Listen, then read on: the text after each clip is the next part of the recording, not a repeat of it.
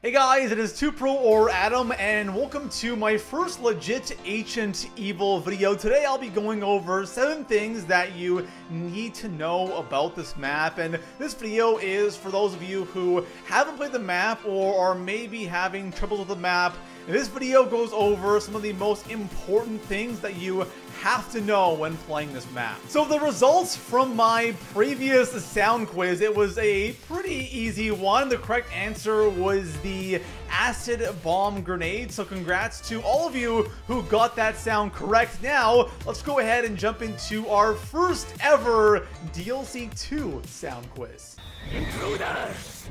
Tell the Pythia I will not be stopped. So good luck to all of you guys with that sound right there. And of course, for those of you who are new here and you enjoy these zombies content, hit that sub button if you are subbed and make sure notifications are turned on. And besides that, let's go ahead and start today's video. Starting things off in the number 7 spot, we are going to start off with a pretty simple one, and that is how to open up Pack-a-Punch. The first thing we have to do is we have to turn on the power, of course, by activating the Sentinel artifact and then fighting off a bunch of zombies. Once that's done, we have to go ahead and find a golden bridle. So there are 2 locations for the golden bridle. The first one is at the intersection of treasuries, and this is on top of this white pedestal. The next one is close to the first location. It is at the Stoa of the Athenians, again on top of that same white pedestal.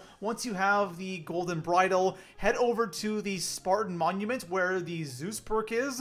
Pegasus will be kind of hovering just above the ground with this blue circle on the ground. Go ahead to the blue circle, hold square, and then you will actually kind of fly on Pegasus over to where the Pack-a-Punch is. So we are not done yet. Once you land where Pegasus originally drops you, which I believe is the River of Sorrow, you have to go either to the left or the right, because on each side there is a bird, and we have to go ahead and open up the cage so the bird can fly out. Now, to do this, it's easy. All you have to do is melee it or shoot it with your special weapon. There is one cage that's actually chained up in the air. Go ahead and shoot the chain and the cage will fall down. Open up both cages, then head to the opposite side from where you spawned in, or the opposite side of the River of Sorrow. You'll have to kill a bunch of zombies and skeletons, and then the Pack-a-Punch will open up. Coming in at my number 6 spot, let's go over how to craft a shield and where all the parts are on the map. So this one is honestly really easy compared to other shields from previous maps. The first part, all you have to do is kill that big guy with the 6 arms. He'll spawn in when you collect the golden bridle, so you can knock it out right away. And then let me show you where all 6 part locations are for the next 2 parts. Let's go over the first part, which is the head of a spear. We'll start with the top left, and this one is at the Stoa of the Athenians. It's actually in the same area where one of the golden bridle locations are. You can actually even see that white pedestal in the background. There's this red pillar. Go around that pillar, and there's our first location. The next 2 are in the intersection of treasuries. The first one is kind of wedged in between these bricks around this flower bed, and the next one is at the base of this statue right here. Our last part is located in the upper road area of the map. This is where the swordfish walleye is, and our first part in the top left is located on the railing of the bridge. The next part, which is below this one, is on the opposite side of the bridge. When you cross that bridge, you'll see this rock, and the part is right there. The last part is underneath the bridge, and it's sitting on this rock. This is where my part was in the game, and those are how to get all 3 parts for the shield. Now, we can go ahead and craft it near spawn. Coming in at my number 5 spot, I want to go over the challenges on this map, because the challenges are really different from previous maps, and they're actually really awesome. So the way this works is there's different areas around the map you can go ahead and initiate these challenges. You have to pay for the challenges, especially as you go into the higher rounds, but a lot of these rewards are worth it. Now, one amazing thing about these challenges is the better you do on a certain challenge, you get a better reward. It goes from common all the way up to epic. So common and even rare is usually just power-ups. Legendary, you can actually see some papped weapons. You can see a couple of, worse papped weapons in the rare reward area. But if you get up to epic, you can actually get a free perk. Now, it is very difficult to get a epic reward out of a challenge. You have to do very, very well.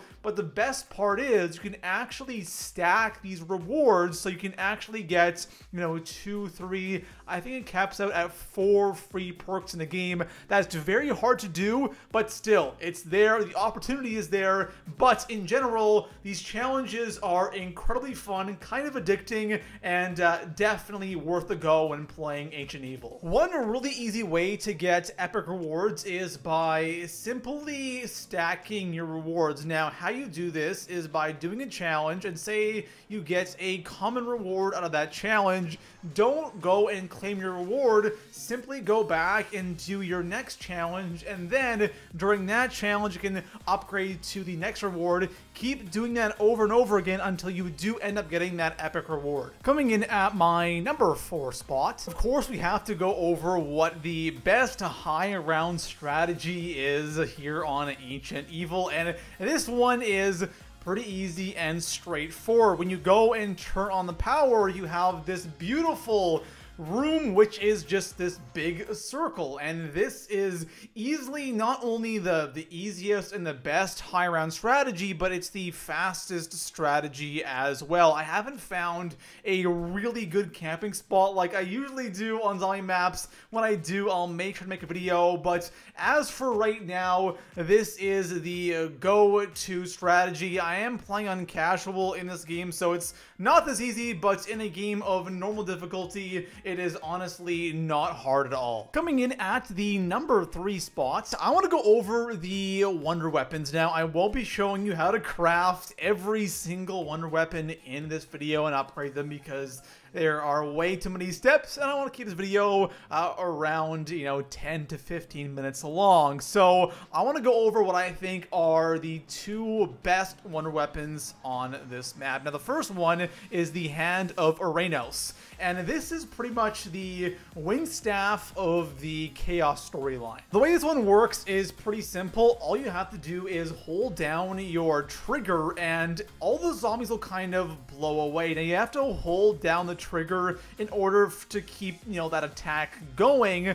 So one thing you should do is don't hold down the trigger for too long, because this thing will burn through ammo if you actually just hold it down for like 5 or 10 seconds. So be really careful with that. So now what I think is easily the most effective wonder weapon on this map is the Hand of Charon, or however you pronounce it. This is so incredibly powerful compared to the other 3. What this does is you pretty much shoot a pool of blood on the ground. It attracts zombies, so it acts like a monkey bomb, and then all the zombies kind of get sucked underground. You can kill more than 24 zombies with 1 charge shot. On top of that, it is really effective against both bosses on this map. So if you're wondering what one to use, this is definitely the one to go for. Coming in at my number 2 spot, I want to go over how to get the Pegasus Strike and where all the parts are for this, because the Pegasus Strike is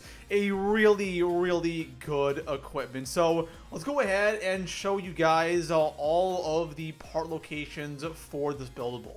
The first part is in the cliff ruins, and the part we're looking for is in the top left. So the first part was back there by that column. The next part is on this rock to the right of that column, and the last part is right down here near the Koshka on this stone. It is really hard to see, so just keep an eye out for this part.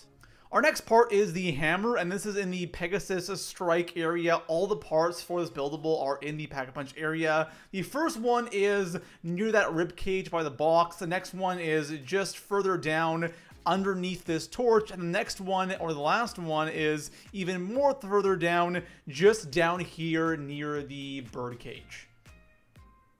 This last part is in the River of Sorrow area. This is near the perk location down here. The first one is right down there on the rock by the Spitfire location. The next part is right down here on the fire, and then the last part is near the Vapor, or this window right here on this rock. Coming in at my number 1 spot, originally I was going to have the Wonder Weapon 3rd upgrade tutorial in this spot, but after going through and doing this, I decided to change what I have here now. It's still about the 3rd upgrade, but it is to warn you guys that this is 100% not worth it, because you have to do, I don't want to say a ton of work to upgrade every Wonder Weapon, but having to do that pretty much twice, in my opinion, is a little bit too much. And you know what?